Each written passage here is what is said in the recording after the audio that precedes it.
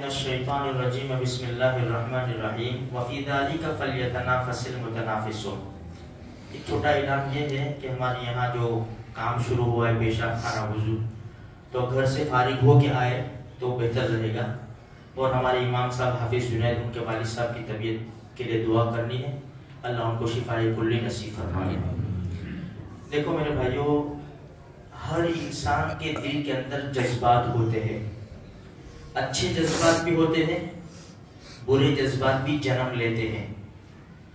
دینداری ہوگی نا تو اچھے جذبات پر عمل ہو جائے گا، اور دینداری نہیں ہوگی، برے جذبات جنم لیں گے تو انسان اس کو پورا کرنے کی کوشش کرے گا۔ جیتی جاگتی مثال اتران کی ہے، بے شمار نوجوان اس کی تیاری میں ہیں۔ دیکھو سوشل میڈیا کے اوپر ہر ایک ہے تقریباً اللہ ماشاءاللہ۔ میں آپ کو دو کلپیں بتاؤں۔ ایک تو ٹیبل ٹینس کی ایک خاتون جو ون ہوئی، جب اس کو انعام ظاہر کیا گیا اس سے پوچھا اتنا زیادہ پیسوں کا کیا کرے گی، اس میں بہت پیسہ ہے ٹینس، اتنے زیادہ پیسوں کا کیا کرے گی، تو اس نے رو دیا یہ سارا پیسہ میں فلسطین کے نام کرتی ہوں۔ سبحان اللہ۔ مسلمان نہیں ہے، مسلمان نہیں ہے، رو دیا اس نے کہ سارا پیسہ فلسطین کے نام کر دیا۔ الجزائر ایک بچہ قرآن کی کمپٹیشن میں پہلا نمبر آیا، پہلا نمبر، اس کو 40 ملین، اس کا میں نے الجزائر کا پھر وہ اس پہ کرنسی پہ دیکھا، تقریباً 2.5 کروڑ روپے انڈیا کے ہوتے ہیں، 2.5 کروڑ روپے، 2.5 کروڑ روپے انڈیا کے ہوتے ہیں۔ بچہ کھڑا ہے، اس کی ماں کھڑی ہے، اور انٹرویو لینے والا پوچھ رہا ہے سوال کہ بیٹا آپ پہلا نمبر آئے ہیں اور آپ کو 40 ملین انعام مل رہا ہے، اس کا آپ کیا کرو گے؟ میں فلسطین کے بچوں کے نام پہ یہ 40 ملین کر رہا ہوں۔ کہ اتنی بڑی رقم تیرے باپ کو کیوں نہیں دیتا؟ لا، یہ اس کی سٹائل ہے، لا نہیں، میرے باپ سے زیادہ فلسطین کا معصوم اس کا محتاج ہے۔ اس نے پھر بڑا بیان دیا، وہ چھوٹے سے بچے نہیں، تقریباً 8-10 سال، بہت زیادہ 12 سال کا ہوگا۔ یہ جذبات ہے، یہ جذبات 1400 سال پہلے سے آئے۔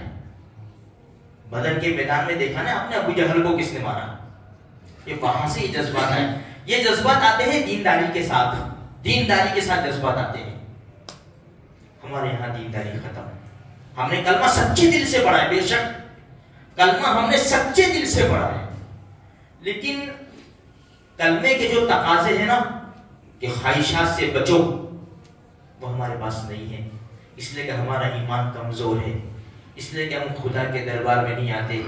بیمار کو کہا جائے ڈاکٹر کے روزانہ آپ کو آنا پڑے گا، ڈریسنگ کرنا پڑے گا تو آپ کا زخم پر ہوگا، بیمار کہے کہ روزانہ ہاسپٹل جانے کا، ڈریسنگ کرانے کا، دیکھی جائے گی زخم بڑھ جائے گا۔ ہمارا ایمان کمزور ہے۔ نبی نے مسجد کا راستہ بتایا ہے، اللہ بلا رہا ہے حی علی الصلاۃ حی علی الفلاح، ہم کہے کہ دیکھی جائے گی کون 5 ٹائم جائے یار۔ ہمارا ایمان دھندلا ہوتا جاتا ہے۔ جب ایمان کمزور ہوگا نا، یہ باطل طاقتیں آ جائے گی، کبھی اتران کی شکل میں آئے گی، کبھی دیوالی کی شکل میں آئے گی، کبھی ہولی کی شکل میں آئے گی، کبھی راکھی کی شکل میں آئے گی، اور مسلمان کود پڑے گا۔ دیکھو کتنی تیاری، ڈی جے، یہ وہ، مسلمانوں کے محلے میں دور دور تک ہمارا کوئی تعلق نہیں ہے ان سے۔ میرے بھائیوں، یہ تو نبی کے دشمنوں کا کام ہے، مسلمان کر بیٹھے۔ اس لیے تھوڑی سی فکر کرو، اپنے جذبات کو قابو میں رکھو، اپنی خواہشات کو دباؤ۔ ایک بات چھوٹی سی، ایک عرب نوجوان بیان کر رہا تھا، اس نے کہا جنت دوسرے قدم پر ہے، جنت دوسرے قدم پر ہے۔ کہا کیسے؟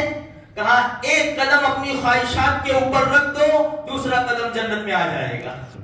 بڑی عجیب، عرب ہوتے ہیں بھائی، عرب لوگ ہوتے ہیں، کہاں سے پتہ نہیں علم دیا اللہ پاک نے۔ ایک قدم اپنی خواہشات کو دبا دو، دوسرا قدم جنت میں ہے۔ میرے بھائیو، اللہ ہمارے حق میں بھی ایسے ہی فیصلے فرما دے، ہمارے جوانوں کو بھی دین کی صحیح سمجھ عطا فرماوے۔ اللہ اپنی محبت اور اپنے پیارے نبی کی سچی پکی محبت ہمیں نصیب فرمائے۔